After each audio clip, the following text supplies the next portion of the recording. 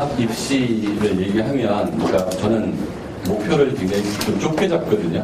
그러니까 많은 방송이나 뭐 학교 이런 데서 얘기하면은 우리 아이가 나중에 잘 되기 위해서, 뭐 생존을 하기 위해서, 아니면 잘 살기 위해서, 뭐 이런 얘기들 많이 하잖아요. 근데 고3, 고2 되면은 그런 얘기 아무도 안 하고요. 대학 가기 위해서로 집중이 돼요. 그러면 입시라는 거를 결과적으로 이제 고3 때는 다 만나는데, 그때 성공적인 아이하고 이제 실패하는 아이가 있거든요. 제가 그 초등학교 때는 뭘 제일 강조하냐면 지능을 제일 강조해요. 지능 중에서 어느 부분을 제일 강조하는지 아세요? 암기력이에요.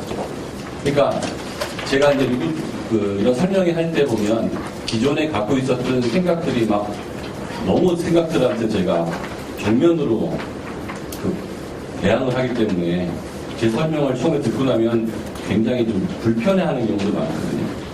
그러니까 아이들을 창의적으로 키워야 돼요. 주입식으로 키워야 돼요. 그러면 대부분 창의적으로 키워야 된다고 그런단 말이에요. 왜냐하면 주입식의 메타포, 즉 어감이 벌써 부정적이에요. 주입식이라는 표현 자체가 되게 부정적이고 달달달 뺑뺑이에 힘들다 뭐 이런 걸 하는데요. 근데 고등학교, 대학교 여러분들 뭐 다니셨겠지만 고등학교 2학년 때 중간고사를 못 보는 이유가 창의적이지 못해서 그랬어요? 암기력이 나빠서 그랬어요? 내가 서울대학교 의과대학을 못 들어가는 이유가 창의력이 안 좋아서 못 들어가요? 암기력이 안 좋아서 못 들어가요? 되게 중요한 얘기예요. 그러니까 사법고시에서 1등을 못하는 이유, 사법고시 합격을 못하는 이유는 창의력 부족이에요? 암기력 부족이에요? 의과대학을 다니면서 상위권 아이들은 서울대학교 의과대학 대학병원에 남잖아요. 걔네들은 창의력이 좋아서 남는 거예요? 암기력이 좋아서 남는 거예요? 끝까지 암기력이다. 끝까지 암기력.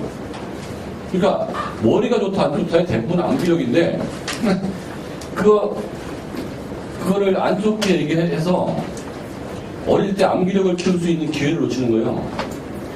그래서 지능 중에서 제일 중요한 게 저는 암기력이라고 보는 거고, 그다음에 속도. 느린 애들이 있어요. 충분한 시간을 주면 문제를 푸는데요. 빨리 풀려고 못 풀어요. 근데 시험은 항상 제한된 시간 내에 풀어야 돼요. 그래서 아는 걸 틀려와. 속도도 지능이거든요.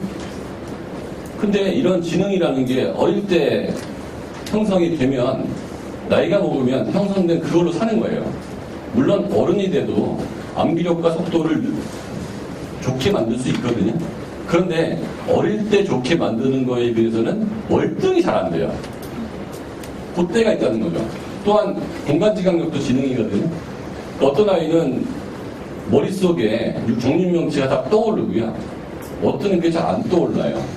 그게 잘 안 떠오르는 애들은 나중에 벡터에서 고생하는 거예요. 그러니까 어떤 애는 그냥 이 뒤에 뭐가 있는지가 떠올라요. 왜? 어릴 때 뭐 갑에 음물 뭐 블록 갖고 놀고 그러면서 익숙해지는 거예요. 근데 그게 고등학교 2학년 때 공간지각력을 키우려고 그러면 되긴 되거든요. 근데 되게 시간이 많이 걸려요.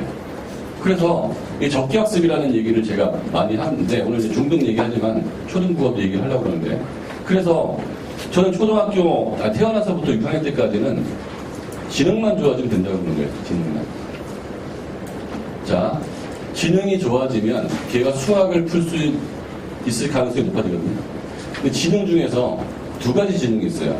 한 가지 지능은 동작성 지능이라고 해가지고 공간지각력이나 속도 같은 거.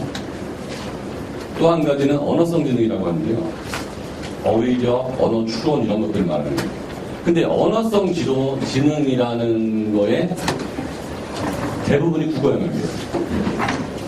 그리고 이 언어성 지능은 훈련에 의해서 빨리 좋아져요. 그러면 저는 별로 안 좋아하는 표현이 뭐 당위적이다, 이상적이다 이런 표현 별로 안 좋아해요. 아이디얼하다.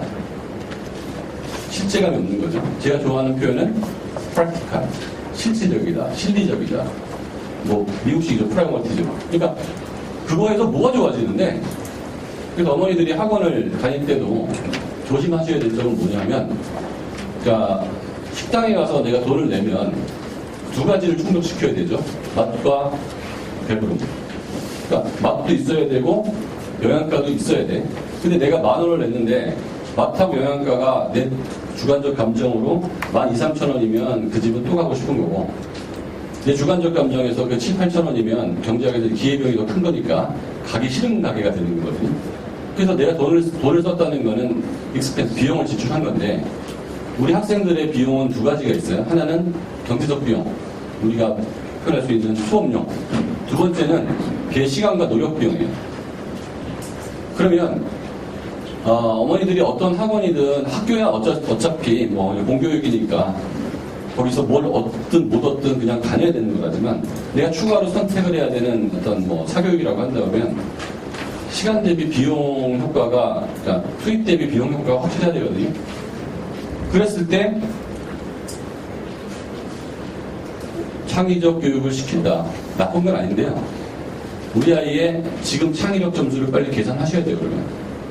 그리고 그 창의적 교육을 받았더니 창의력이 얼마큼 좋아졌는지가 측정이 가능해야 돼요. 그런 교육은 내가 시간과 노력을 들일 필요가 있는 거예요. 피아노, 바이엘부터 시작을 해서 첼로로 넘어가면 우리 아이가 시간과 노력을 들였을 때 곡을 칠 수 있다는 게 증명이 됐잖아요. 그러면 비포 앤 애프터가 정확한 거예요. 영어 파닉스부터 배우기 시작을 해서 애가 글도 읽고 말도 잘해요. 그럼 비포 애프터가 정확한 게 눈에 보이는 거야. 더 정확하려고 그러면 점수화 시키면 더 좋겠지만. 그래서 이걸 했을 때 뭐가 더 좋아지는지에 대한 판단이 자꾸 서야 되는데, 저는 그거를 어디다 맞추냐, 아예 인생에 맞추는 게 아니고 어디다 맞춰요? 입시에 맞추는 거예요. 그게 실리적이라는 거죠. 어차피 제가 고등학교 1, 2, 3학년 엄마들을 만나면 인생 같은 건 얘기 안 해요. 아무도 그때는. 우리 아이가 30살에 뭐가 되는지 생각을 안 해요. 왜? 별 의미가 없는 거죠. 그러니까 직업체험도 안 해요. 고등학생은. 진짜 직업체험 언제 해야 돼요? 초등학교 때 해야 돼요? 고등학교 때 해야 돼요? 고등학교 때 해야 되잖아요. 직업체험은 이제 별로 안 남았으니까. 직업체험을 할 필요가 없는 게, 전교 1등 하는 애가 소망만 되는 경우가 별로 없어요. 미국의 전교 1등도 거의 연구직이나 전문직이나 그런 경영학과 이런 데 많이 가서 그쪽으로 풀리고, 일본도 그렇고 중국도 그렇지. 아니, 하나고등학교 전교 1등이 청소부 하겠다고 공부하겠어요? 그건 아니란 말이에요. 그러니까 뻔하다는 거죠. 제가 어린아이들한테 직업체험 할 필요 없다. 공부 잘하면 가는 데가 뻔하고, 공부를 못하게 되면 평생 직업체험을 하게 된다. 이 의지와 관계없이 회사도 다니다가 중간에 나와봐야 되고, 이 회사에 저 회사를 옮겨봐야 되고, 김밥전국도 한번 가봐야 되고, 이게 네 의지에 관계없이 직업체험을 하게 된다. 그러니까 이게 실질적인 생각을 하자는 거예요. 우리 애들은 고3이 온다는 거죠. 그러면 어머니들이 이제 인생을 생각하거나 어머니들의 과거를 생각하고 제일 많이 시키는 과목이 뭐죠? 수학과 영어죠. 인생에서 그게 가장 힘들었잖아요. 그러니까 우리 애한테는 그 힘듦을 주지 않기 위해서 정말 유치원 때부터 수학과 영어를 시키는 거예요. 잘하시는 거예요. 특히 수학 공부는 아주 꼭 중요해요. 왜 중요하냐? 수학하고 지능하고 한 60% 관련이 많아요. 국어도 비슷하게 관련이 많아요. 그러니까 수학 공부를 많이 하면 머리가 좋아지고, 머리가 좋은 아이는 수학 공부를 좋아해요. 그래서 긍정적으로 잘만 돌리면 수학 공부를 통해서 지능이 좋아지고, 지능이 좋아지면 다른 공부가 쉬워지는 거예요. 그래서 밑으로 갈수록 고3일수록 마지막 과목을 공부하는 거지만, 초등학교 1학년일수록 6학년일수록 중학생일수록 누적적 학습을 해야 돼요. 그러니까 수학은 사실 누적적인 면에서는 좀 약해요. 왜 약하냐? 수학은 논리성과 지능을 개발시키는 정도예요. 그리고 다른 과목에 간접적 영향을 줘요. 영어는 사실 누적적 학습에서 거의 아무것도 아니에요. 영어는 영어밖에 도움을 못 줘요. 영어를 잘한다고 수학을 잘하지도 않고요. 영어를 잘한다고 국어를 잘하지도 않고, 영어를 잘한다고 과학을 잘하지도 않아요. 그래서 어떤 아이가 학년이 올라가서 중학교, 고등학교, 대학교까지 갈 때, 제가 국어라는 과목을 생각해보면 굉장히 누적적이에요. 어떤 아이가 어휘 공부를 할 바에는 4학년, 5학년, 6학년, 중1, 중2 때 더 많은 어휘를 공부해 놓으면, 내 걸 국어 어휘를 만들어 놓으면, 일단 사회 과목에 굉장히 플러스가 될까요, 안 될까요? 되겠죠. 국어에는 당연히 플러스겠죠. 두 번째, 영어 과목에 플러스가 될까요, 안 될까요? 엄청 되죠. 초등학생이 아무리 영어를 잘해도 토플 성적이 안 나오는 이유가 뭐죠? 거기 지문이 어려워가지고요. 그 지문을 우리말로 번역해도 해석이 안 돼요. 그러니까 국어 어휘가 높으면 영어에도 도움이 되겠죠. 과학에 도움이 될까요, 안 될까요? 엄청 되겠죠, 그렇죠? 심지어는 수학에까지 도움이 돼요. 그러면 국어라는 과목은 지능에 도움되지, 기타 모든 과목에 도움되지, 심지어는 삶까지 도움되죠. 삶에까지. 그런데 입시에서 가장 영향력이 큰 과목이 뭐죠? 수학이죠. 그래서 수학은 입시의 왕이야. 두 번째로 영향력이 큰 과목이 뭐죠? 국어예요. 네. 세 번째가 사회나 과학이에요. 네. 네 번째가 영어예요. 다섯 번째가 앞으로 바뀌는 통합사회 통합과학, 여섯 번째가 국사입니다. 그러니까 국사 같은 과목이 입시에서 필수로 됐다는 얘기를 들으니까 초등학교 학원에서 엄마들한테 국사를 배워야 된다고 얘기하고 한국사 능력시험을 보게 하고 막 이런 유행이 불고 국사 관련된 책을 많이 읽어요. 근데 고3을 가보면 아무도 국사 걱정을 하지 않아요. 왜? 바보 아니면 다 100점이에요. 60%가 만점이라니까요. 그러니까 국사는 웬만하면 다 만점을 받는 과목이야. 그러니까 고등학교 가보면 아 국사는 다 만점 받는 과목이구나. 영어가 옛날에 굉장히 입시의 여왕이었는데 절대평가로 바뀌는 바람에 이게 10%가량 만점이 나오는 거예요. 옛날에는 하나 틀려도 2등급일 때가 있었거든요, 영어가. 근데 지금 90점 넘으면 1등급을 주니까 그 다음에 영어 1등급하고 영어 2등급하고 점수 차이가 1점도 안 나니까 다른 문제 하나 맞추는. 그래서 이번에 서울대에도 문제가 됐죠? 영어 거의 빵점 받는 애가 서울대 합격한 거 아니에요? 다 찍어놓고. 왜? 그게 영어만 안 되는 거예요. 영어 공부하면서 정시를 보려니까 대학을 못 갈 것 같아. 영어가 절대평가는 영어를 포기해서 딴 과목만 열심히 했어요. 그랬더니 합격을 한 거예요. 서울대학교에. 영어가 50점밖에 안 되는 거야. 입시가 제도가 그래. 그럼 그거를 신문에서나 언론에서 되게 비난했어요. 비난을 해도 합격을 한 거야. 누구는 비난을 하지만 누구는 그 제도를 이용한 거예요. 이용 못한 네가 바보지. 고등학교 때 영어 공부를 드립다고 있는 거야, 얘가. 영어 공부를 많이 하다 보니까 다른 과목 할 시간이 없잖아요. 그러니까 영어 공부에는 1등급이 나왔어. 근데 2등급하고 차이가 1점밖에 안 나. 딴 과목에서 20점 차이 났어. 왜 또 올리는 거야? 법 앞에 잠자는 자를 법은 보호하지 않는다. 그러니까 제도가 있으면 제도는 엄마가 파고들어야지 내가 파고들 수는 없잖아요. 자, 점수 따기가 제일 어려운 과목이 뭘까요? 국어, 영어, 수학. 국어, 영어, 수학, 과학 중에서 사회, 점수 따기 제일 어려운 과목은 뭘까요? 아니에요. 다 어려워요.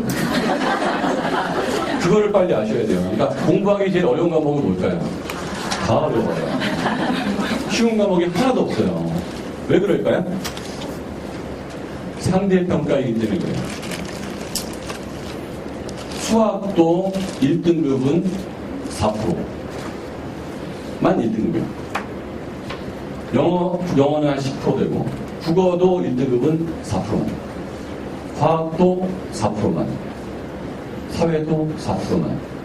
그러니까 대학을 들어갈 때는 뭘 내가 잘하고 좋아하고 아무런 관계없이 우리 아이는 사회가 전국 단위에서 몇 %이냐에 따라서만 점수가 나오는 거예요. 국어는 전국 단위에서 몇 프로냐, 수학은 전국 단위 몇 프로냐, 영어는 안 그래요. 영어는 100점이나 90점이나 다 같은 점수니까. 근데 1등급이라고 같은 점수가 또 아니죠? 100점 가진 애하고 작년도 수능 커트라인에서 국어가 93점이 1등급 커트라인이었고요. 수학이 92점이 1등급 커트라인이었거든요. 거의 유사하죠, 그렇죠?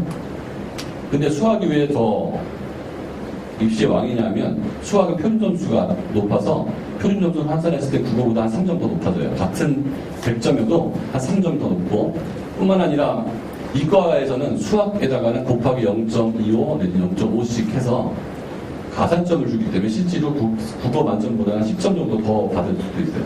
그러니까 그런 면에서는 수학이 확실히 왕인 거예요. 근데 수학도 100점 맞기가 어려운 것처럼 똑같이 국어도 어려운 거예요. 왜? 100분위로 해버리면 국어 99% 얻기가 어려운 거 하고 수학 99% 맞기 어려운 거하고 똑같죠. 그러면 대학을 합격하기 위해서는 수학을 제일 잘 받아야 되지만 그 다음에 국어도 잘 받아야 되고 사회나 과학도 잘 받아야 되고 영어는 90점만 넘으면 돼요. 통합사회나 통합과학도 앞으로 발표하겠지만 이것도 절대평가로 갈 거기 때문에 제가 보기에는 영어하고 국사 사이 정도에 될 거예요. 그러니까 1등급이 많이 나오진 않지만 그래도 국사보다는 적게 나오고 영어보다는 많이 나오는 정도. 제가 보기에 한 15, 20% 정도 나오는 선에서 결정날 거기 때문에 큰 부담은 없을 수 있어요. 자, 그렇게 되면 자 볼게요. 우리 아이가 중학교 중간고사에서 초등학교만 한번 들어볼까요? 네. 초등학교 4학년 국어책, 5학년 국어책, 6학년 국어책을 학년 안 까고 딱 보면 그게 그거예요. 난이도 차이가 별로 없어요.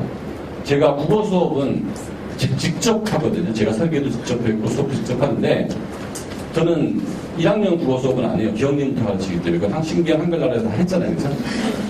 그래서 유치원생도 2학년 때부터 하고요. 보통 스타트를 한 학년 높이 시작해도 문제가 없어요. 애들 실력이 좋기 때문에. 그 2배속으로 나가는데 하나도 안 힘들어요. 언제부터 힘들어요? 중학교 딱 올라가면 얘기가 달라져요. 초등학교 때는 뭐 빗대어 이야기하기 위해서 중학교 올라가는 순간 비유법, 은유법, 화류법 이런 말들이 막 나오기 시작하고요. 국어음악, 문법이 나오기 시작하고요. 그 다음에 희곡에서부터 이게 아주 어려운 것들이 나오기 시작을 해요. 갑자기 얘는 한 살이 컸는데요. 레벨이 3단계가 빡 올라가요. 글자도 작아지면서. 사회책이, 초등학교 사회책이 5학년 때 한 98페이지 정도, 6학년 때 102페이지 정도 나와요. 중학교 올라가면 300페이지. 1학년. 바로 빵 뛰어버려요. 그리고 지리서부터 시작해서 거기 나오는 수없이 많은 어휘들, 역사에서 나오는 수없이 많은 어휘들, 사회나 정치에서 나오는 수없이 많은 어휘들이 무지하게 쏟아져 들어오는 거예요. 그래서 이게 사회과목이 아니고 국어과목이에요. 그러니까 그 어휘를 모르기 때문에 공부하기가 너무 힘들어지는 거죠. 아, 그렇구나. 그래서 국어 공부는 미리미리 해놓을 필요가 있겠구나. 그러면 고등학교 때 여러분들 나눠진 자료에 보면 모의고사, 국어 1학년 모의고사 있을 거예요. 2018년 수학 능력 시험이 있고요. 3월 1학년 고1 연합 학력평가 문제 있고요. 16페이지거든요, 16페이지. 이거 1시간 20분 풀어야 되는데, 이거를 읽고 풀고 답을 하려면 시간이 굉장히 부족해요. 독해력이 안 좋은 애들은. 거기다가 모르는 어휘까지 많이 들어있으면 겁이 되게 많이 나는 거예요. 2가지로 문제가 되는 경우가 많이 있는데요. 이걸 풀기 위해서. 첫 번째 문제는 뭐냐면, 비문학에서 생긴 문제인데요. 이건 특히 이과 애들한테 많이 발생한 거예요. 이과 애들한테. 여기 보면, 이제 2018년 수능 문제부터 한번 볼게요. 페이지 보면, 처음에는 헌법자문 나오고요. 이건 많이 안 틀려요. 그 다음에 고문도 나오고, 문법도 나오고 그러는데, 문학이 나오고, 쭉 넘기다 보면 이제 시, 소설이 나온 다음에 비문학이 나오거든요. 16쪽에 10쪽 볼게요, 10쪽.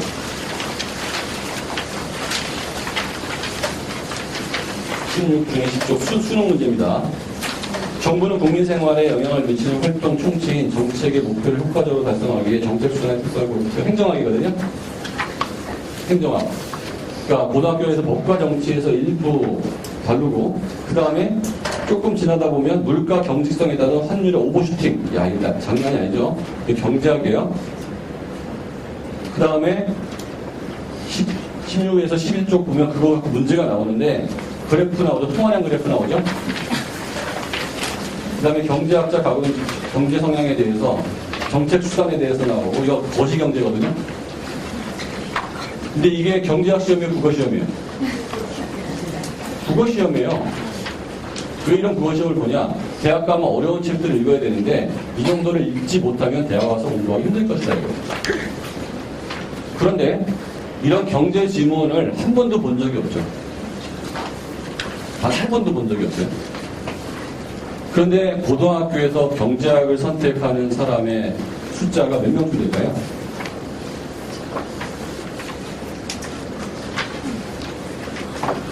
2%. 수능에서 경제학을 선택하는 사람의 숫자가 2%예요. 그러니까 나머지 애들은 중학교 사회 시간에 배운 경제 지식 갖고 이걸 읽어야 돼요. 이과 애들은 그나마 사회도 과학 공부하느라고 큰 관심도 없어요. 국어 시험인데도 불구하고 이런 질문이 나오면 턱 막히는 거예요. 턱. 그래서 제가 직접 며칠 있다가 또 이제 엄마 학교 때 과학 공부 어떻게 할 거냐, 사회 공부 어떻게 할 거냐 얘기하는데 사회도 제가 직접 수업을 하거든요. 또 사회 시간 다시 하겠는데 국어하고 사회가 완전히 물고 들어가요. 같이 물고 들어간다고. 그게 사회 과목이 국어 과목이고 국어 과목이 사회 과목이에요. 과학하고 수학은 그렇게까지 물고 들어가진 않아요. 그냥 국사 같은 경우도 어휘력과 보편만 있으면 책 읽는데 뭐가 문제가 되겠습니까? 다음 페이지에 또 여기 보면 이번에는 13에 16에 14 볼게요. 디지털 통신 시스템은 통신기 채널 수신기로 되어 있으며 전송할 데이터를 빠르고 정확하게 전달하기 위해 부호와 합성 16에 14예요. 네. 이건 뭐죠? 테크놀로지가 나오는 거예요. 그래서 비문학 지문에 많이 나오는 게 사당, 칸트는, 베이컨은, 니체는 이런 거 단골. 두 번째, 경제는 매번. 법에 관련된 거. 그 다음에 미술, 음악, 체육, 기술, 인문, 인문에서 사회, 이 다 나와요. 골고루. 그건 터플도 마찬가지다. 영어 지문도 마찬가지, 영어 수능도. 경제 지문이 항상 나와요. 그걸 우리말로 번역해도 모르겠는 거예요. 영어를 잘하는 거하고 뭔 상관이 있냐고. 그래서 미국 학생들이 한국에 와 있는 그 미국인들 있잖아요. 한국 수능 문제 지나치게 어렵다고 그래요? 안 어렵다고 그래요? 어렵다고 그래요. 우리나라 영어 시험 문제가 영어를 물어보는 거예요? 영어 원서를 볼 수 있는 능력을 물어보는 거예요? 영어 보는 게 아니에요. 이 아이는 영어 원서를 볼 수 있는 실력이 되는 지적 능력이 있느냐를 물어보는 거예요. 그러니까 수학 능력 시험이잖아요. 대학에 들어가서 이 아이가 외국 사람하고 얘기를 잘할 수 있는 능력이 있냐 물어보는 게 아니고요. 대학에 들어오면 철학책도 읽어야 되고 두꺼운 영어 물리학 책도 읽어야 되는데 그 영어로 된 거를 그걸 읽을 수 있는 능력이 있어야 물어보기 때문에 뭘 물어보는 거죠? 영어 플러스 인텔리전스를 물어보는 거예요. 그러니까 한국에 있는 외국인이 인텔리전스가 나쁘기 때문에 틀리는 거예요. 하버드나 예일이나 스탠포드 애가 그 문제 풀려고 그러면 문제 좋다고 그럴 거예요. 무슨 말씀인지 아시겠어요? 그러니까 미국에서 공부를 굉장히 잘했던 하버드나 예일이나 스탠포드 출신들이 한국 수능 문제를 보면 very nice exam이라고 그러더라고. 근데 이게 안 되는 애들이 이거나 털고 그냥 영어나 말하는 애들이 쉽게 말하면 이런 얘기하면 뭐하지만 한국에서 공부를 진짜 안 했는데 우리말을 얘기하는 건 별 문제 없잖아요. 그런 아이가 이 수능 국어 문제 못 푸는 거하고 똑같은 거죠. 우리말 얘기하고 상관없는데 못 푼단 말이죠. 자, 그러면 여러분 아이들이 이 시험을 봐야 돼요. 그러면 초등학교 1학년 때부터 중학교 때까지 첫 번째로 제가 제일 강조하는 건 어휘입니다. 어휘. 영어 어휘는 매번 시험을 보면서 외우는데 왜 국어 어휘는 매번 시험을 보면서 외우진 않죠? 남들이 안 하니까 내가 안 하는 거예요. 중요한 거는 남들이 하건 안 하건 상식적으로 봤을 때 중요한 걸 하면 돼요. 어휘가 고등학교 때 얘가 정신 차려서 국어 어휘를 밤새 외우면 어휘력이 좋아지겠죠. 그렇죠? 그런데 그걸 6학년 중1 때 외워놨으면 중학교 3년, 고등학교 3년 동안 그 어휘를 얼마나 많이 써먹었겠어요. 생활에서도 시험 해볼 때도 계속 그 써먹겠죠. 이걸 누적적했습니다. 초등학교 때 머리가 좋으면 그 좋은 머리를 얼마나 많이 써먹었겠어요. 더 좋아진다는 거죠. 대학 졸업한 다음에 지능개발 프로그램에 들어가는 것보다 그러면 30에는 좀 머리가 빠릿빠릿해지겠지만 대학을 못 갔을 거 아니에요. 그래서 초등학교 때 머리가 좋아지고 국어 어휘를 많이 공부하고 중학교 때 많이 공부해 놓으면 사회나 과학이나 국사나 국어 공부를 할 때 마지막에 어휘를 외워야 되는 일이 없죠. 그리고 어휘를 한번 외워놓으면 그게 어디 가요 안 가요? 안 가죠. 왜? 책을 읽을 때마다 계속 여기저기서 반복을 해주고 저절로. 그리고 어떤 소설을 읽거나 교과서가 아닌 책을 읽어도 내게 되는 가능성이 높겠죠. 어휘. 그런데 현실은 이 어휘 공부를 언제부터 하죠? 고등학교 1학년 여름방학 지나고부터 해요. 도저히 이거가 해석이 안 되는 거예요. 제가 전교권 아이한테 점진적으로 발전한다고 그랬는데 점진적이 뭐예요? 왜 그런 일이 벌어지죠? 어머니 때는 이런 말을 점진적이라는 말을 중3 때 알았을 텐데 왜 요즘 애들 모르죠?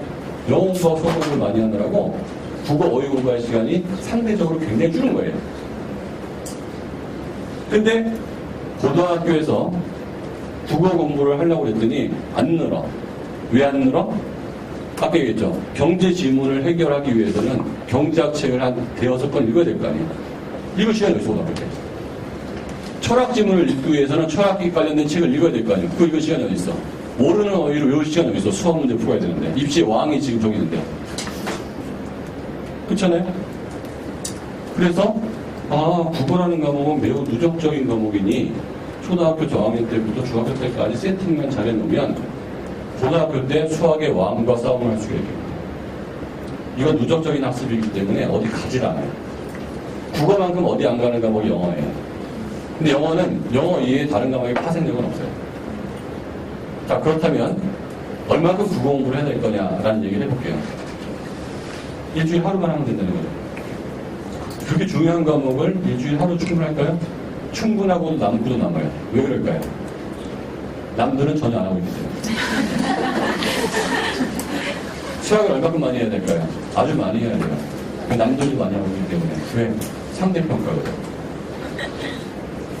내가 수학을 잘하고 좋아하고가 아니고요. 나는 고등학교 때는 퍼센트만 중요하니까 내가 수학을 잘하고 좋아하고 하나도 안 중요하고요.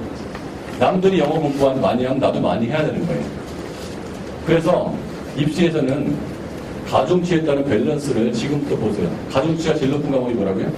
수학. 두 번째가 뭐라고요? 국어. 세 번째가 뭐라고요? 사회과학. 네 번째가 뭐라고요? 영어. 그런데 지나치게 영어 공부 많이 하고 있는 거 아니에요? 지나치게? 그러니까 내가 영어를 잘하는 건 오케이인데 대학을 못 가는 거예요. 저는 중국어까지 공부하거나 뭐 프랑스어 공부하는 애들 누구한테 그래요.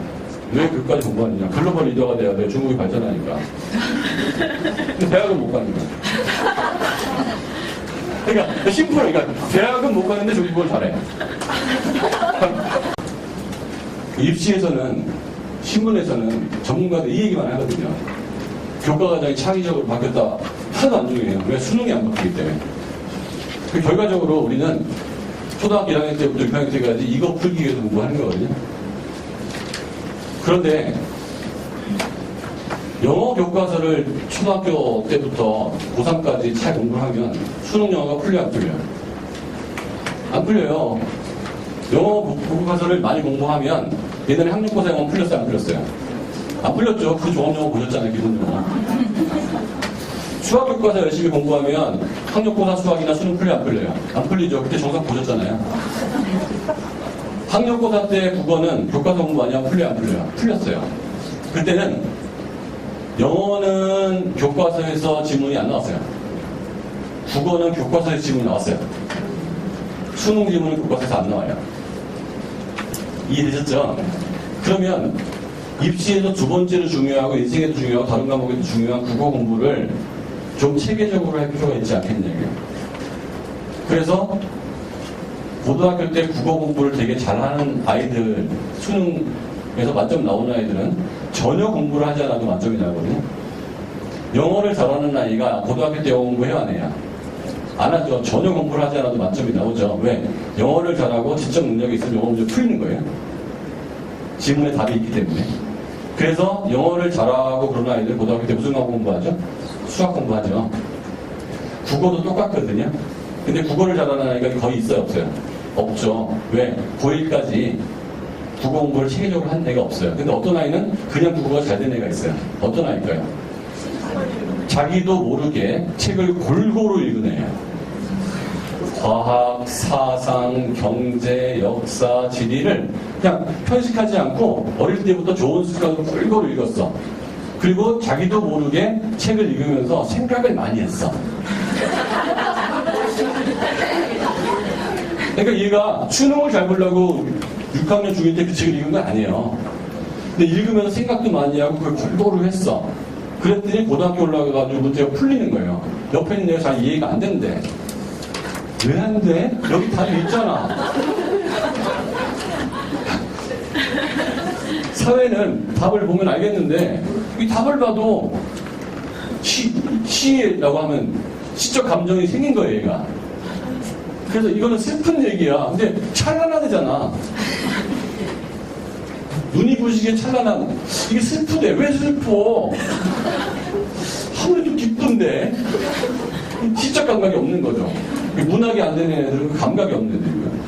비문학이 안 되는 애들은 지식이 없는 거예요. 자, 그 문제를 고등학교 1학년 때 발견했어요. 어떻게 해결해? 외워도 안 되죠. 200권의 책을 언제 읽냐고. 그러면 200권의 책을 지금부터 골고루 읽으라고 하면 되게 좋겠죠. 네. 근데 그거는 아무래도 읽는 게 아니잖아요. 그러느니 체계적으로 공부를 하면 200권에 읽는 책을 읽는 거 마찬가지다. 그리고 국어도 고등학교 올라가면 레벨이 한 17레벨까지 쫙 이 책이 있어요. 근데 그거는 지적 능력만 있으면 6학년에서부터 중학교 2학년에 다 읽을 수 있거든요. 고등학교 때 배우는 것들은. 그럼 그걸 미리 해놓으면 나중에 뭐 공부할 시간이 생겨? 수학. 그래서 제 입시의 가장 기본은 고등학교 때 수학만 공부할 준비를 해놓자요. 그런데 뭐하고 뭐를 끝내야 돼? 국어하고 영어를 끝내야 돼. 국어하고 영어를 끝내야 돼. 왜냐하면 수학은 지금 안 끝나거든요. 어떤 애가 중학교 2학년짜리가 100터까지 다 끝냈어요. 그게 수능 보면 50점 나와요. 100터까지 2번을 눌렀어요, 중3이. 수능 보면 70점 나와요. 70점도 안 나와요. 60점 나와요. 그게 수학이에요. 수학은 고3 일주일 전까지 돌려야 98점이 나와요. 근데 국어는, 영어는 6학년도 만점이 나오는 애가 있어요. 그러니까 미리 조기 완성이 가능해, 안 가능해? 가능해요. 그리고 그 가능한 점수가 나오면 그 점수가 쭉 늘대. 근데 국어가 제일 어렵다고 그러거든요, 사람들이. 왜냐면 고등학교 1학년 여름방학 때부터 3학년 여름방학 때까지 2년에 완성하고 싶어서 그래요. 그 입시에서 완성이 안 되는 거예요, 국어가. 그래서 일주일에 하루만 공부를 하면 중3이면 거의 완성이 가능하다. 그럼 여기서 제 포인트는 비포 앤 애프터를 민성원이 너는 어떻게 증명해 줄 거냐면 비포 앤 애프터. 우리 아이가 국어 실력이 별론데 너한테 배웠는데 국어 실력이 좋은 걸 어떻게 해석할 거냐. 1번 어머니가 묻지 않아도 알게 돼요. 국어를 공부했더니 딴 과목을 다 잘하게 되는 걸 느껴요. 근데 이미 다 잘하고 있는 애들은 잘 못 느끼거든요. 자, 그런 애들은 어휘력이 늘어나고 있는 건 어휘력 테스트를 보면 알 거예요. 우리 아이가 어휘력이 계속 늘고 있다. 어휘 숙제를 하고 있다. 그리고 중학교 올라가서 하는 국어는 저희가 모의고사를 보거든요. 고등학교 고1 걸 보는데 그게 시험 범위가 중3이에요. 그러니까 수학은 선행학습이 있지만 국어하고 영어는 선행학습이라는 개념이 없는 거예요. 수학은 A를 배워야, 방정식을 배워야 함수를 배우고 1차함수를 배우고 2차함수를 배울 수 있기 때문에 건너뛸 수가 없어서 선행학습이라는 개념이 있거든요. 그리고 앞에 걸 배우면 되게 쉬워져요. 국어는 그런 거 없어요. 이거는 1학년 어휘, 2학년 어휘, 3학년 어휘도 웃기는 거예요. 그런 것도 없어. 그냥 내가 좀 어려운 어휘를 알고 있을 뿐이에요. 독해가 될 뿐이야. 그러니까 6학년 아이도 대학생들이 읽는 책을 읽는 경우도 있잖아요. 그렇죠? 성인들이 읽는 책. 그러니까 국어는 선행학습이라는 게 없어요. 영어도 마찬가지예요. 어려운 책을 읽을 수 있다는 거죠. 그렇게 국어는 그런 식으로 첫 번째 만약에 중학교 1학년 아이가 모의고사 봤는데 스타트에서 85점인 아이도 있어요. 그럼 중학생 기준으로 쳤을 때 한 10%좀 되는 거거든요. 고등학생 기준으로 쳤을 때. 그런데 제가 1년 반을 국어 수업을 계속 해다 보니까 스타트에서 평균이 한 60점 나오더라고요. 6학년에서 공부 좀 잘하는 애들이니까 70점 보이게. 고등학교로 치면 4등급. 근데 8개월에서 9개월 했더니 100점 하나가 나오고 90점 이상이 5명이 나오더라고요. 1등급이. 고등학교 1학년 기준으로 4% 안에 드는 애가 6학년 애가 5명이 나와요. 근데 걔네들은 이 수업 전에는, 그래서 저는 수업 시간에 한 달에 2번 시험을 봐요, 모의고사를. 근데 그 반에 있는 어떤 아이는 스타트가 6점이고요, 어떤 애는 70점인데, 전원 더 올라가요. 네. 이런 식의 문장을 해석하기 시작을 하거든요.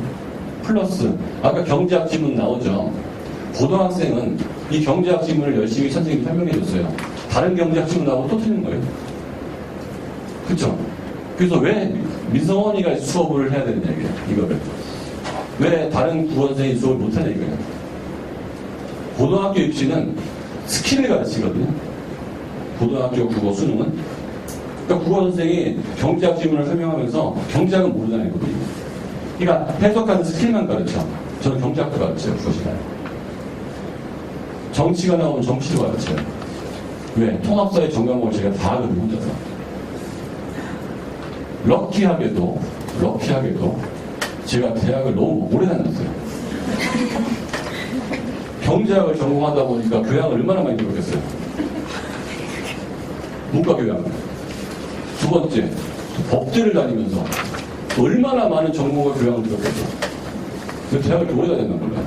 대학원은 신방과를 나왔거든요. 그것도 3년 동안 또 얼마나 많은 과목을 들었겠어요. 국어에 나오거나 사회에 나오는 대부분의 토픽에 대해서 제가 다 배웠던 거나 전공했던 것들이요. 그래서 저희가 사회 시간에 지리는 안 해요. 지리는 그냥 스스로 암기해도 충분하고 내가 설명해 줄 것까지 필요 없더라고요.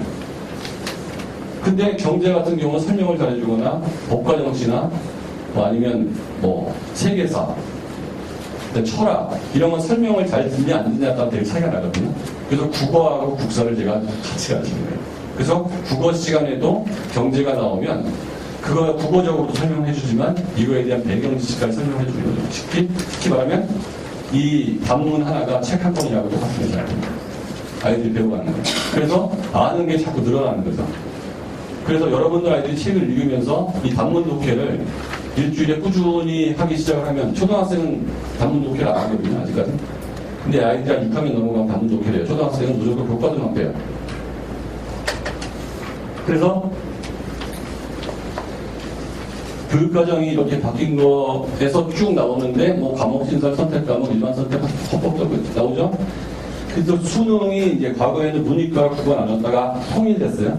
그러니까 이과 아이들도 이 지문을 읽어야 되고 문과 아이들도 이 지문을 읽어야 돼요. 수학만 문이과가 남아있고 옛날에는 국어도 문이과가 남아있어서 문과 국어는 어렵고 이과 국어는 쉬웠거든요. 지금은 똑같아졌어요.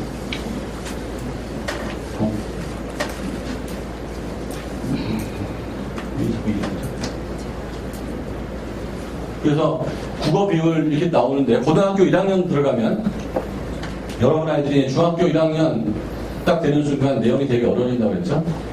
근데 그 교과서가 초등학교 때는 한 가지잖아요. 중학교 교과가 16가지예요. 그래서 저는 어떤 식으로 가르치냐면 한 끝으로 가르쳐. 한 권으로 끝장내자. 출판사에서 나온 책인데요. 그 책이 16개 책 중에서 발췌를 해놓은 거예요. 초등학교 진도는 2배속으로 나오고요. 중학교 진도는 1배속으로 나와요. 그래서 하나하나 설명을 나왔는데 원배속보다 조금 빨라요. 책이 얇아요. 거의 문법서부터 여러 가지 그 뭐 시, 문학, 비문학 이런 것들이 회고까지 화자까지 다 들어있거든요. 이거를 제대로 공부하면 수능을 풀 수 있어야 되는데 중학교 때 이거를 3년에 따라 나눠서 공부를 할 뿐만 아니라 중학교 선생님들은 수능형의 문제를 안 내요. 옛날식으로 문제 낸다고. 가로놓기식으로. 그러니까 아이들이 학교 내신 공부를 많이 해도 수능형에 익숙해지지가 않아요. 그래서 학교 내신 공부대로 하고 수능형대로 하는데 제가 국어 수업을 하면서 숙제는 단어 시험밖에 안 됩니다. 그리고 그 모의고사 같은 경우는 수업 시간에 보고요. 그 중학생들은. 그래서 어머니들은 비포 애프터를 어휘력이나 독해력이나 모의고사 점수로 매번 확인할 수가 있고요. 그거에 따라서 월반을 하기도 하고 좀 더 놔두기도 하고 그거에서 조금 부족한 아이들이나 좀 관심 있는 아이들은 사회 과목을 듣게 해요. 사회도 1년 동안 돌아가는데 이건 사회 시간에 다시 하기겠지만 제가 다 직강을 하거든요. 그게 5가지 교재. 지적대화, 넓고 얕은 지적대화 그것부터 시작해가지고 경제학, 법학, 정치학, 그 다음에 그 세계사, 윤리와 사상 이게 1년 돌아가요. 그래서 그거를 처음에 이해가 잘 안 되면 두 번째 해 또 들어도 돼요. 저는 3번씩 들으라는 거거든요.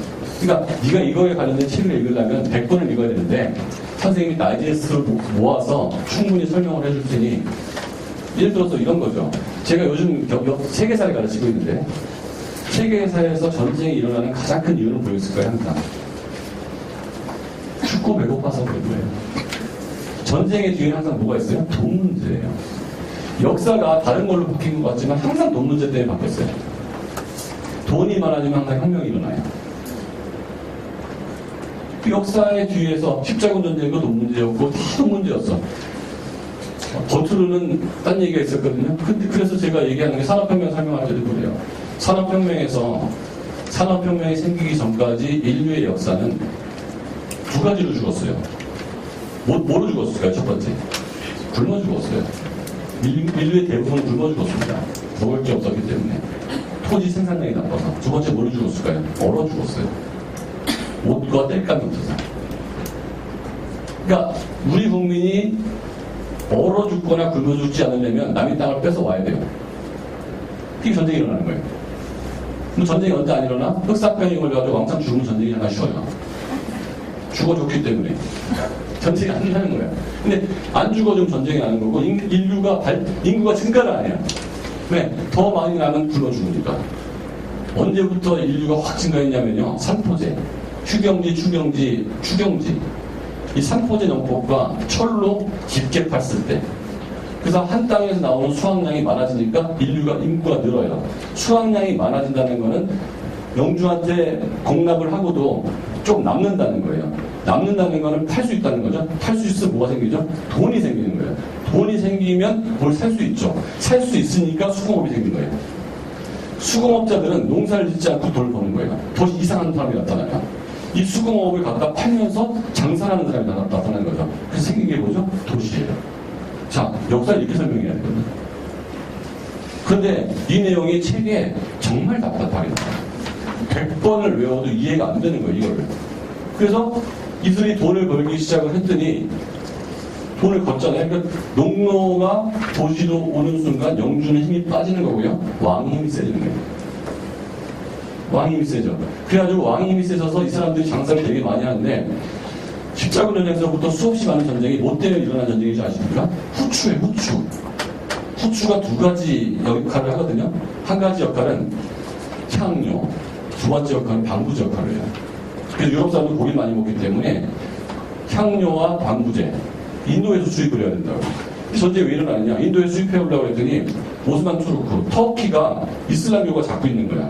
그래서 그걸 쳐버려야 육로로 들어올 수가 있다고. 그러니까 그 뒤에는 다 돈 문제가 있는 거예요. 이런 얘기가 국어시험에 나오는 거예요. 그럼 이 스토리를 아는 애들은 국어시험이지만 아는 내용을 보잖아요. 의과대학 가기 위해서 제가 애들 사용시키니까. 국어 공부를 잘해야 돼요. 통합사회 잘해야 돼요. 그렇죠? 그래서 고등학교 1학년이 올라가면 내신에서 국어, 영어, 수학, 통합사회, 통합과학이 전부 5단위씩이에요.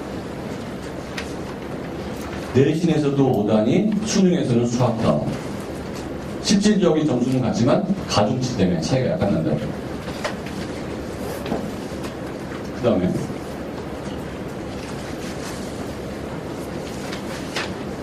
교과과정, 이런 교과과정 바뀐 건데, 그거보다 더 중요한 건 뭐냐면, 2015 교육과정 때문에 입시가 바뀌었다는 거예요, 입시가.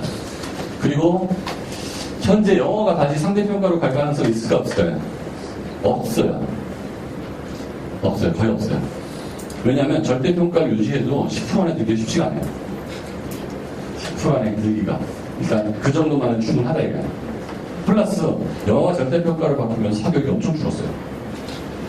정책적으로 성공을 했다고. 그러면 다 절대평가로 바꿔버리면 그때부터 추첨이겠죠? 불가능하니까 추첨이 불가능하면 논술을 볼 거거든요. 더 안 된다고. 그러니까 국어하고 수학만 살려놓는 거예요, 지금. 그럼 대학은 실질이 순간 뭐로 가는 거예요? 수학과 국어로 가는 거예요.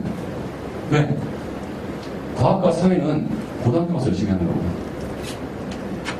누적적이지 않아요. 중학교 1학년 때 사회를 너무 잘해도 수능 한 문제도 못 풀어요. 중학교 때 과학과 사회를 너무 잘해도 수능 문제 푸는데 아무 도움이 안 돼. 근데 중학교 1학년 때 영어와 국어를 잘하면 수능 문제 푸는데 아주 도움이 돼. 누적적이라 해요. 그러면 어머니들은 수학과 국어와 영어를 어떤 식으로 밸런스를 차지하느냐가 되게 중요한데,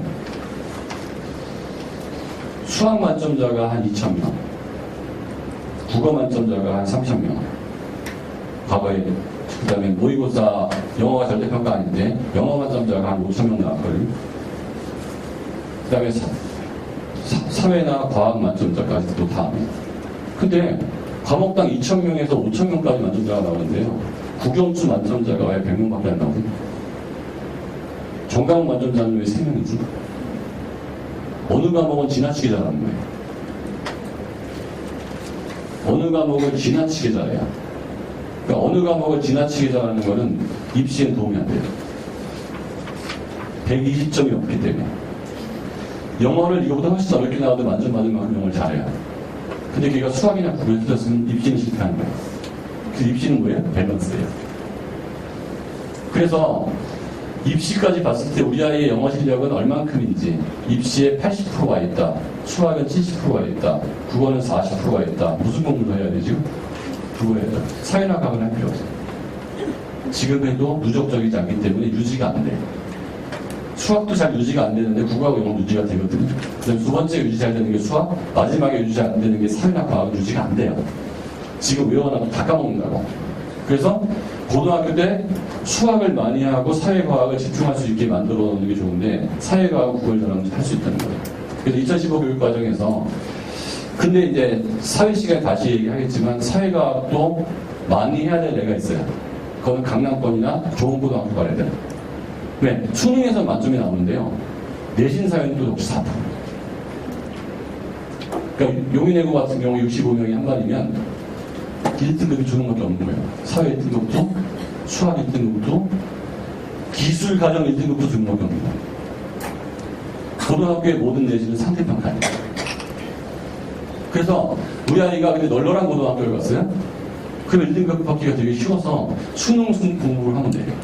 근데 우리 아이가 굉장히 센 고등학교를 갔어.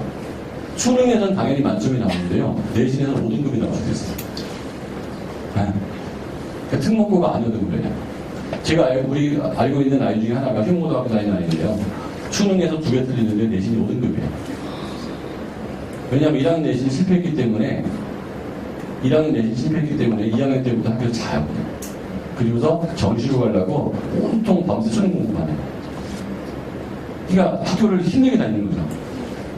그 아이가 만약에 고등학교를 조금 쉬운 고등학교를 갔으면 전교권일 거 아니에요. 전교 1, 2등 할 거 아니에요. 그럼 걔는 수시로도 원서를 내고 정시로도 원서를 낼 수 있거든요. 근데 희문고등학교 갔기 때문에 수시는 포기하고 정시만 공부하는 거예요. 정시가 30%는 되니까 얘는 70%를 날린 거예요. 선택을 잘못한 거예요. 어떤 아이가 좋은 고등학교 가야 돼요? 국어하고 영어가 돼서 고등학교 때 수학, 과학을 할 수 있는 아이는 좋은 고등학교 가도 되는데요, 고등학교 때 국어, 영어, 수학, 과학을 다 할 마음이면 안 돼요. 왜냐하면 3월 모의고사 보죠, 4월 중간고사 보죠, 6월 모의고사 보죠, 7월 기말고사 보죠, 그 사이에 경시대회 4번 있죠, 수행평가 10번 있죠. 3일에 한 번씩 시험이거든요, 고등학생. 그러니까 3일에 한 번씩 시험이니까 내 공부를 할 시간 전혀 없어요. 3일에 한 번씩 시험인데 무슨 오히려 그렇게 현실적으로 불가능하다는 거예요. 그래서 방학 때 공부를 하는 수밖에 없는데, 방학 때 국어, 영어, 수학을 어떻게 다 공부하냐. 수학 공부하냐. 자, 다음 페이지. 왜 중학교 때 공부하는 입시 국어냐. 대입을 저하는 과목은 수학이다. 고등학교 때는 수학에 집중을 하자. 왜 그러냐. 수학은 지금부터 해도 안 돼요. 지금부터 해도 완성이 안 된다고. 그게 너무 누적적인 학습이어가지고요, 마지막 단계를 다 완성하고 그때부터 돌려야 되거든요. 수학은 미적까지 다 한 다음에 돌려야 의미가 있지, 그 전에 100바퀴 돌려도 무지 못 풀어요. 다 완성이 돼야 돼요. 국어나 영어는 그렇지 않거든요. 그 단계에서 완성이 되는 게 나아요. 그래서 고등학교 때 수학을 공부해야 된다. 딱 2과목 남았다. 중요 과목 중에서 수학과 국어. 국어 일주일에 하루만 공부하면 됩니다. 근데 고등학교 수능식의 국어 공부와 초등학교, 중학교의 국어 공부도 전혀 다르다. 고등학교는 스킬을 가르치는데요, 우리는 그 내용을 알아야 된다. 훨씬 더 여유 있게 그 주변 지식과 어휘까지 생각하고 독해력을 키우면 되지, 고등학교 때처럼 요렇게 물어봤으면 요걸 찍어야 된다, 요렇게 물어봤으면 요걸 찍어야 된다, 그걸 공부할 때는 아닌 거야 지금. 왜? 그거는 6개월 이내에 3등급을 2등급으로 만들겠다. 그런 애들이 1등급은 잘 안 돼요. 4등급이 3등급을 만들겠다는 할 때는 매우 유효한 전략이야. 그런데 초등학교 중학생이 그런 인강식의 학습을 할 이유도 없고 해서도 안 되죠. 오히려 느긋하게 공부를 하면서 어휘 공부하고 수능형의 지문 공부하고 그에 대한 주변 지식 같이 공부하고. 국어 능력 개발은 빠를 수 없다. 배경 지식하면 단기적으로 오를 수 없는 국어 실력. 자, 영어 공부가 고등학교 때 영어를 못하는 애가 영어를 공부를 열심히 했을 때 성적이 올라야 안 올라요? 안 오르죠. 수학은 올라야 안 올라요? 영어도 잘 올라요. 머리만 좋으면. 왜 안 오르냐, 영어가. 그 파닉스부터 리스닝이 안 됐는데 고등학교 때 갑자기 막 야, 5시간 동안 듣는다고 들려요? 그냥? 안 되잖아요. 그 다음에 얘가 고등학교 때 갑자기 공부를 하려고 했는데 그 수많은 6천 단어를 언제 갑자기 외워요? 어릴 때부터 한칸 외워온 거잖아요. 그 다음에 어렸을 때부터 영어책을 읽었던 그 노하우가 몇 개월 만에 생기냐고. 안 생겨요. 똑같아요, 그거도. 영어하고 다를 바 하나도 없어요.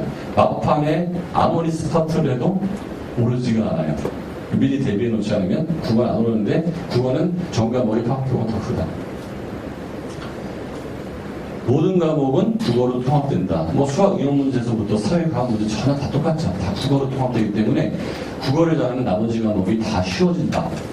더 행복한 건 뭐죠? 이렇게 중요하고 누적적이고 지능 개발에도 도움이 되고 다른 과목도 좋아지고 시험 범위도 없어서 한번 성적이 올라가면 계속 성적이 잘 나오는 이 과목을 아무도 안 하고 있다는 얘기예요. 그때 우리는 뭐라고 그래야죠? 나만 하는 거예요. 이렇게 중요한 과목을 저 말고 아무도 안 가르치고 있다는 사실 아세요? 중학교 입시학원 다 내신 국어거든요. 옛날 암기지. 독해력 국어가 수능 잘 풀자고 하는 게 아니에요. 어휘력 그렇게 하는 게 아니에요. 라인업이 안 돼 있어. 왜 그럴까요? 왜 그렇게 아무도 안 가르칠까요? 이거를 가르치기 위해서는 이렇게 설명을 자세하게 해줘야 돼요. 그러니까 엄마들이 구매를 안 하는 거야. 필요한데. 그러니까 구매를 하지 않는 상품은 팔지 않는 거죠. 엄마들은 당장의 중간고사 국어 성적에는 굉장히 민감해요. 수능은 앞으로 4, 5년 남았잖아요. 고등학교 2학년 넘어가면 민감하거든요. 그때까지는 관심이 없는 거예요. 그 국어 시험 못 볼 때까지. 근데 영어나 수학은 안 그랬거든요. 자, 그 다음에 확장성입니다. 한 번 들어가면 줄어들지 않는다. 확장성 있고 누적적이라는 거. 다음 페이지. 어휘력과 배경지식과 독해력, 암기력. 이걸 같이 키운다. 암기력 어떻게 키우냐? 초등학생들은 제가 시를 외우게요. 중학생도 시를 외우게 합니다. 문학적 감성은 있잖아요. 시는 원래 단원의 학습 목표에 시는 암송하라고 써 있어요. 학습 목표에. 고문도 영어도 구문을 외워놓으면 되게 쉽잖아요. 국어도 외워놓으면 되게 쉬워져요. 제가 일반고등학교에 나왔는데요. 저희 학년에서는 75명이 서울대 갔고, 일반에서 6명 서울대 갔고, 고대까지 15등까지 갔거든요. 되게 못 사는 동네에 있는 학교였어요. 대일고등학교라고.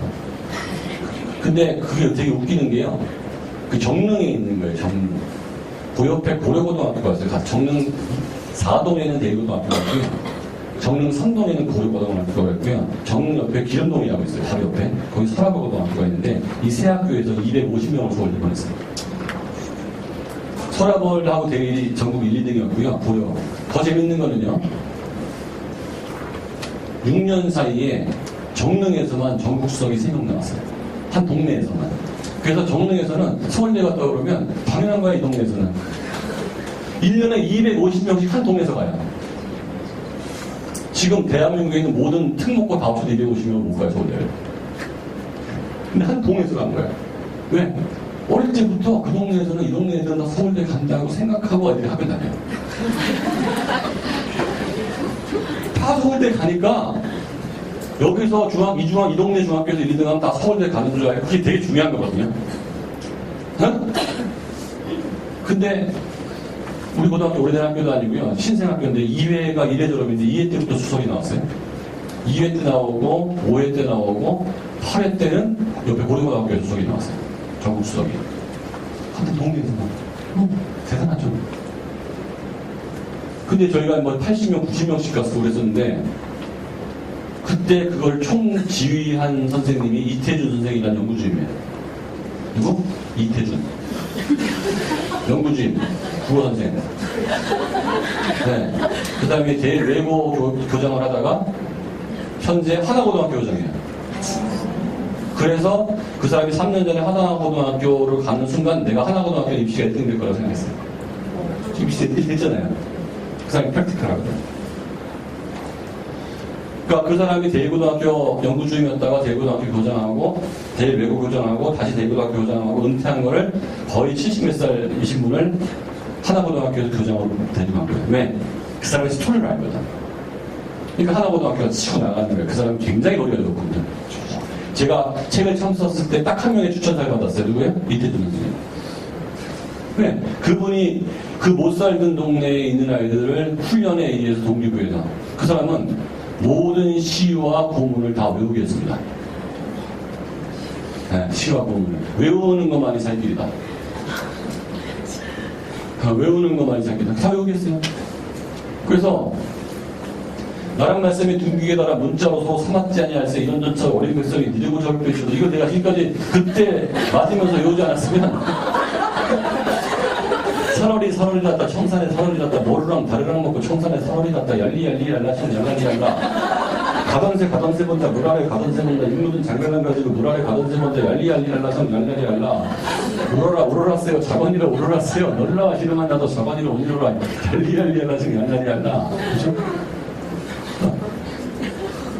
1인공 결인공화에 낮이란 지하철도 우리도 가고 밤이라도 어찌 있고 얄리얄리하면서 얄리얄리하다. 고등학교 때 정철 관통교육부터 5등은 자야 조선의 독립국인과 조선인의 자주민임을 선언하라고 바로 하다못해 현대 문학인 청춘 예찬가족이었어요. 그랬더니 우리 학교에서 고등학교 국어가 만점이 속출을 하는 거예요. 한 반에 15명 이상 국어 100점이 나와요. 나중에. 그러니까 서울대 못 가요. 네, 수학으로는 그렇게 못 끌어올리는 거야. 해도 안 되니까 수학은. 국어는 하면 되거든. 그럼 여러분 아이들이 해도 안 되는 아이일 수도 있고요. 해도 하면 되는 아이일 수도 있어요. 수학은 해도 안 되는 애가 많아요. 국어는 하면 돼 100% 만점이. 여기서 어머니들께서 의대 전형과 농어촌 전형 한번 다시 오셔야 돼요. 제 말을 헛되이 듣지 말고 우리 애가 해도 안 되는 아이면 농어촌 전형으로 빨리 바꾸셔야 돼요. 근데 해도 안 되는 아이가 얼마나 많냐면요 2% 빼놓고 다 해도 안 되는 애들이에요. 여러분 아이가 지금 수학을 잘하는 건 아무런 관계가 없고요 고등학교 때 수능 1등급은 2%도 안 나와요 재수생 때문에. 그 1.5% 정도에서 2% 사이가 재학생 만점이 1등급이라고. 근데 수학이 1등급 나와가지고 의대를 못 가요. 1등급이 아니고 0.1% 이내가 나와야 된다고. 1등급 중에서 3위 1등급이 나와야 의과대학과 서울대학을 간다고. 스카이를. 수학이. 그러니까 해도 안 되는 아이가 99%인 거예요 실제로. 그거를 지금 잘 깨달으셔야 돼요. 근데 그거는 하면 다 돼요. 왜? 남들이 안 하기 때문에 그런 거예요. 수학은 여러분이 아무리 열심히 해도 안 되는 이유가 뭔지 아세요? 그 1%가 나보다 더 열심히 하고 있어. 머리도 좋은데. 문제는 거기 있는 거예요. 우리 애가 열심히 하는데 성적이 안 오를까요? 당신 아이보다 머리 더 좋은 아이가 2년 전부터 더 열심히 하고 있기 때문에. 그래서 거기서 승부를 보려고 그러면 같이 잘해야 되잖아요. 그렇죠? 근데 승부를 볼 수 있는 유일한 방법 중에 하나가 뭐예요? 걔가 고등학교 때 국어를 못하면 고등학교 때 국어를 하면서 걔는 수학을 해야 되고요. 우리 아이는 국어를 잘하면 고등학교 때 수학만 하면 돼요. 중학교 때는 우리 아이가 걔한테 수학을 졌는데요. 고등학교 때 이길 수 있어요. 무슨 뜻인지 아시겠죠? 근데 가만히 봐가지고 가만히 봐서 얘가 수학에서 큰 일을 못 일으킬 것 같다. 라고 하면 6학년 2학기 때 독서로 빨리 이사를 갔어요. 독서. 남양주 독서. 이게 농어초등학교인데 여기까지 오는데 15분이면 와요. 여기 15분 온다니까 부모가 골프 좋아하면 그 동네 골프장도 엄청 많아. 다 평가가 됐어요. 엄청 많아. 여기 15분이면 와. 대치동까지 20분 내로 갖다 줄 수 있어. 독도에 있는 주고등학교에서 의대 스카이를 15명씩 가요. 농어촌 전형. 거기 있는 교사들의 자식들은 교사들이 다 서울 살다가요. 애가 중학교 올라갈 때 다 독서로 이사를 가요. 그들은 그 제도를 이용하고 있는 거예요. 서울대학교 가는 거예요. 뭐만 나오면 두 과목이 2등급으로 나와요. 이게 농어촌 전형 때 제가 얘기할 거예요. 그러니까 두 과목이 2등급 나오면 뭐 날리면 되죠? 수학 날려버릴 수가 있잖아요. 수학을 날려버리고 학교 수학만 공부하면 돼, 여기는. 근데 딸 애들은 다 못해, 수학을. 학원도 안 다니는 애들. 그러면 내가 학원을 다니면서 눈을 뜨고 있으면 1등급이 나와요. 그러니까 학교 수학만 공부를 하면서 국어하고 사회 공부만 하는 거예요. 3년 내리. 근데 국어하고 사회만 공부했는데 둘 다 100점이 안 나온다고? 그런데 주과목 2등급 나오는 농어촌 아이들이 거의 없어요. 농어촌 전형은 전교권에 있으면 주과목 2등급 나오면 되기 때문에 우리 아이가 수학이 안 될 것 같다. 수학을 좀 키워주시게 하고 싶다. 저하고 상담하셔야 돼요. 아, 얘는 됩니다. 좀 하시고요. 얘는 쉬게 하는 게 낫겠다. 그러면 걔네 인생이 되게 편해지는 거예요. 엄마 잘 만나서. 아빠 출근 시간이 10분만 더 걸리는데요. 독도니까. 자, 그건 농어촌 때 얘기하고요. 그래서 배경 지식, 이번 시리즈가 제가 하는 게 많아요. 배경 지식을 중학교 때나 초등학교 때 키워주는 게 중요하고요. 독해력. 자, 독해력은 여러분 아이들이 아무리 책을 많이 읽어도 독해력이 안 좋아야 되는지 아세요? 독해력은 전쟁과 평화를 읽으면 전쟁과 평화를 밑줄 쳐가면서 작자의 생각을 얘기하면서 뜻을 생각하면서 읽어요? 감동받으면서 읽어요? 감동받죠? 네, 그거예요. 독해력은 읽고서 문제를 풀 때만 좋아합니다. 나머지는 그냥 추론으로 풀 뿐이에요. 추론 정도로 푸는 정도 갖고는요, 절대 문제 못 풀어요. 그래서 제가 초등학교 국어 논술학원 다니는 애들 쓰잘데기 없는 하지 마라. 어디 가서 어려운 책 읽는 거 쓰잘데기 없는 하지 마라. 초등학교 국어 공부는 꾸공비가 최고다.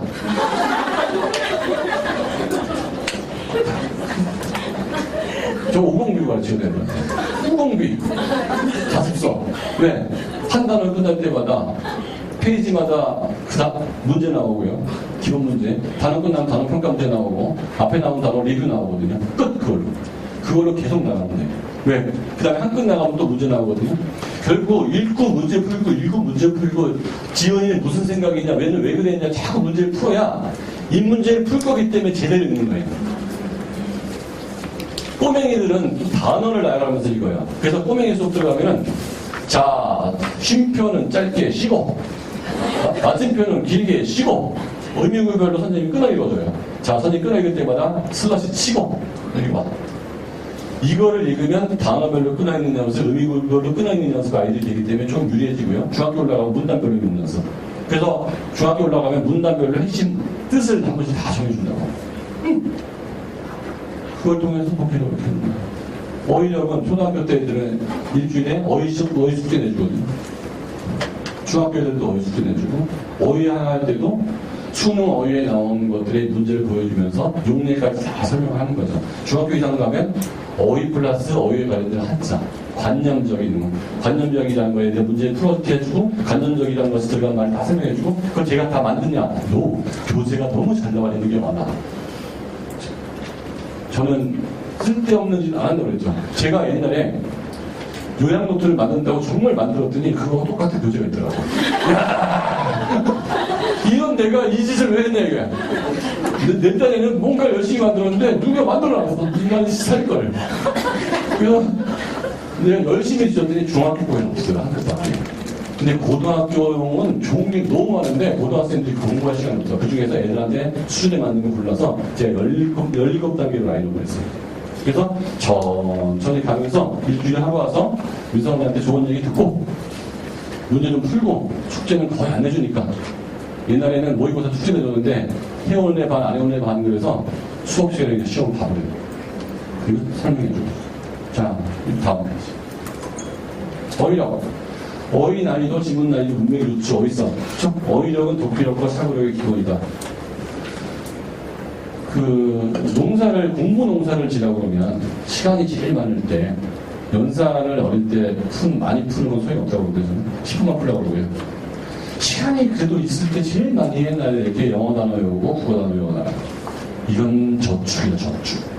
문법을 5바퀴 걸릴 동안에 차라리 영어 단어를 외워라. 무슨 말인지 알겠죠?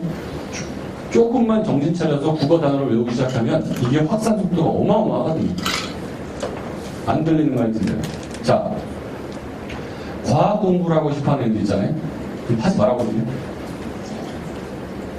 국어하고 영어가 좀 되면은 과학을 제가 알아서 하더라고요. 그래서 제가 제 수업을 듣는 아이들은 그 캐주얼한 컨설팅은 제가 돈을 안 받고 당분간 해주고 있어요, 지금. 캐주얼한 컨설팅. 시간을 딱 잡아서 하는 게 아니고 그냥 얘가 좀 과학을 들으면 좋을 것 같아요. 현재 국어 상태 보고 영어 상태 보고 얘 듣는 게 좋겠다. 사회는 웬만하면 중학생 같이 부딪혀서 듣게 해요. 국어하고 사회하고 연결되기 때문에. 그래서 과학은 얘 약간 머리가 괜찮거나 국어 실력이 좀 괜찮으면 내가 집어넣어줘. 중등과학 수준으로. 왜? 통합과학을 가야 되기 때문에. 그래서 이 독해력 같은 경우도 비문학 지문을 꼼꼼히 읽는 연습을 해야 돼요. 그래서 제가 저학년 아이들은 빨리 읽을 필요가 없어요. 이 지문을 이렇게 많은 거를 빨리 읽어야 되는 거는 고3 때 빨리 읽으면 되는 거고요. 지금은 정확하게 읽기 때문에 시험 문제를 풀 때도 시간을 수능 시간보다 모의고사 시간보다 10분, 20분 더 줘요. 왜? 지금은 네가 생각하는 힘을 기르고 독해력을 키우는 게 중요하지 답을 맞추는 것 자체가 아주 중요한 건 아니거든요. 그리고 국어 공부는 스스로 자유를 학습하기가 쉬운 게 어느 정도만 리딩을 해주면 답을 보면 거기서 잘 나와 있어요. 수학은 답을 봐도 이해가 안 되잖아요. 설명을 해도 이해가 안 되잖아요. 근데 국어는 정신만 바짝 차리고 보면 10문 틀린 3문제 중에서 2문제 나와요. 한 문제만 제가 그래서 국어 수업은 친절한 수업이라기보다는 아이들이 하게 하는 수업이에요.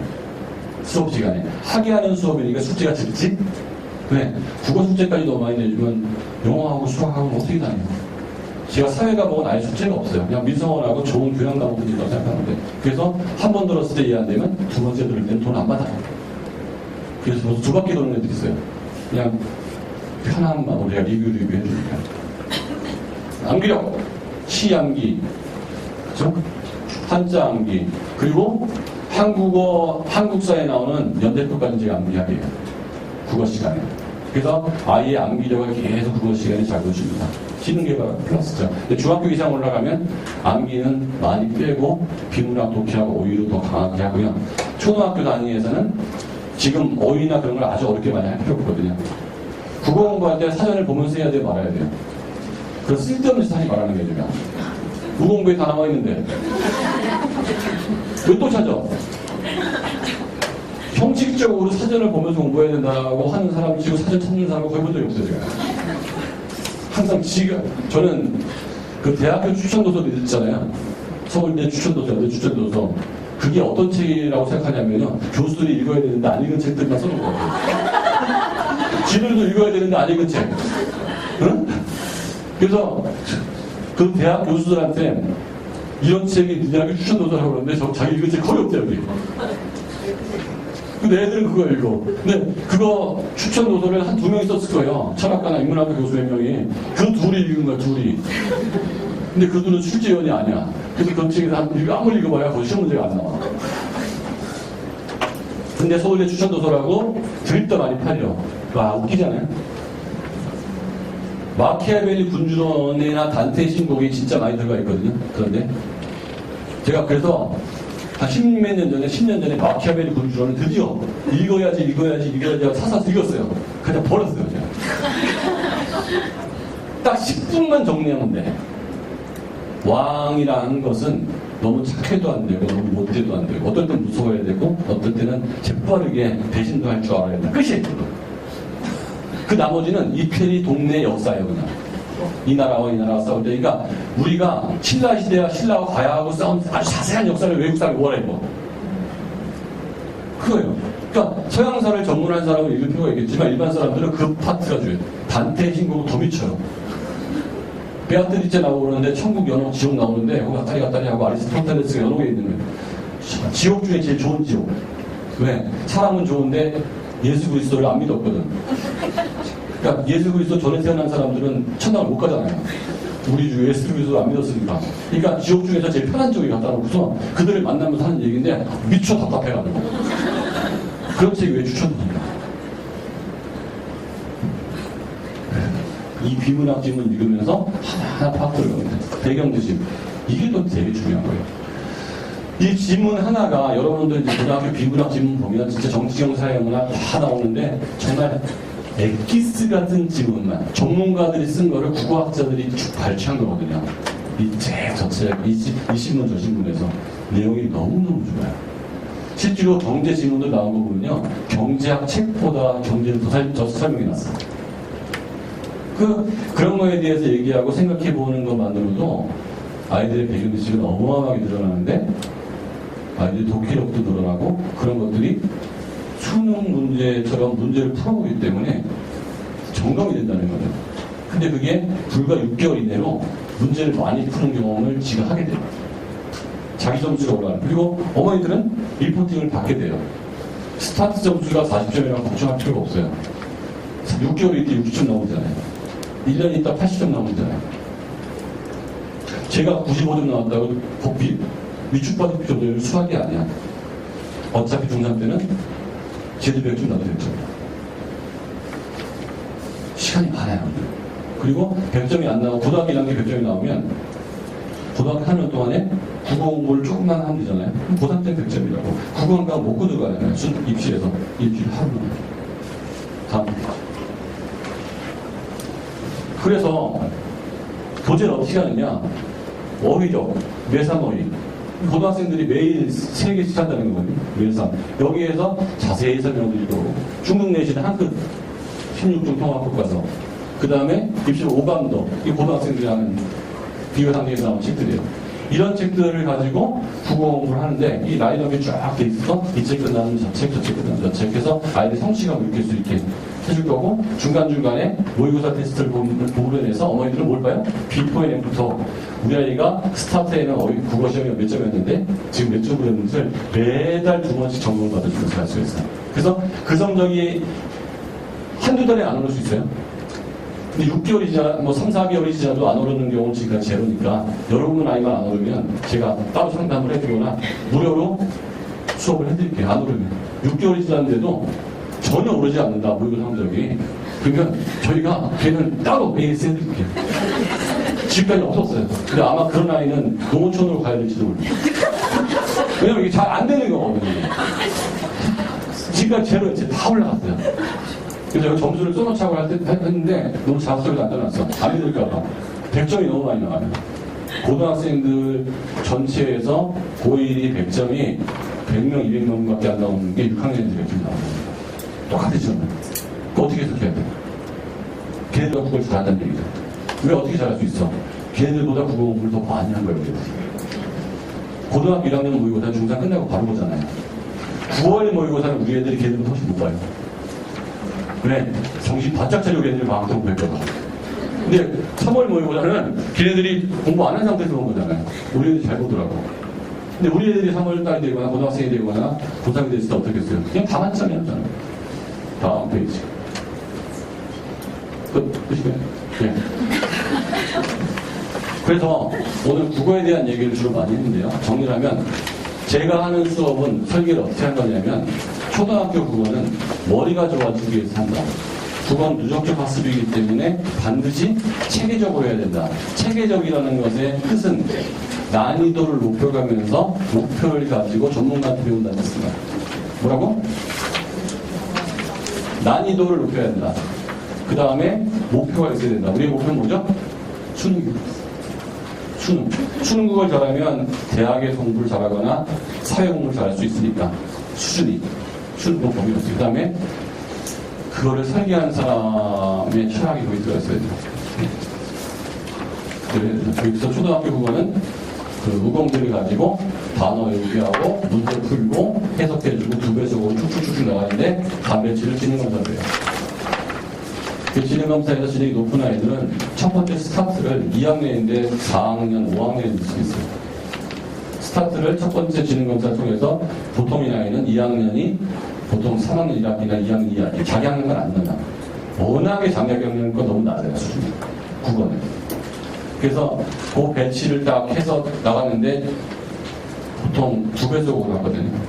그러니까 4학년 아이가 5학년 2학기로 공부를 하면 1년 반 지나면 중학교 거잖아요. 1년 반이 그러니까 18개월이니까 저희 9개월이 끝나요. 그러니까 내년 한 5월이면 중학교 걸 들어가는 거예요. 5학년 때. 그래서 이 아이가 한 4학년이나 5학년 때부터 시작했다고 그러면 차근차근 올라가면 중학교 3학년 때 저희가 17번 얘기하는 거 있죠? 그게 다 끝나요. 그때 이제 엄마들이 의문을 가지셔야 돼요. 그렇게 했는데도 우리 아이가 수능에서 성적이 안 나오면 어떻게 하죠? 라고 의문을 하셔야 돼요. 그거는 여러분이 수학학원을 갔을 때 의문을 제시해야 똑같아요. 수학학원에 열심히 수학을 공부시켰어요. 선생님 이렇게 해도 우리 애가 수능에서 만점이 안 나면 어떻게 하죠? 그럼 뭐라고 그러죠? 뭐 어떻게 알아서 하셔야죠. 그들이 해줄 게 있어요, 없어요? 잘 볼게요. 중학교 수학학원이든 초등학교 6학년 수학학원이든 중3 수학학원이든 최선을 다해서 과외까지 붙여가지고 막 했어요. 아까 제가 얘기했죠. 투입 대비 산출을 계산하셔야 된다고. 도움하고. 그런데 수능에서 여러분 아이들이 수학이 만점이 나와요, 안 나와요? 모르죠. 실제로 안 나온다고 봐야죠. 모르죠. 그런데 돈을 막 내고 있는 거죠. 불안한 거죠. 근데 저희는 국어가 만점이 나와요, 안 나와요? 알아요, 몰라요? 알죠. 근데 그 사이에 모의고사를 100번을 봤거든요. 100번이면 200번을 봤거든요, 200번. 거의 200번을 4년 동안 봤거든요, 모의고사를. 고등학교까지, 수능까지. 저희가 모의고사 보는 그 주에는 수업을 안 하고 그 모의고사 같이 봐요. 3월, 6월, 9월, 12월. 수능 보는 날도 그날에는 안 보고 수능 문제 같이 풀어요. 그러면 150번을 봤는데 마지막에 10번째 점수가 중3 때 점수가 아니에요. 거기서 97점 정도 나왔다. 그럼 고3 때는 100점을 예상할 수가 있어, 없어요? 고3 때 중3 때 97점이 나온 거예요. 아니 고3 때 중3 때 연속 5번이 100점이 나왔어요. 그러면 이 아이가 고3 때 계속 100점이 나올 가능성이 있어요, 없어요?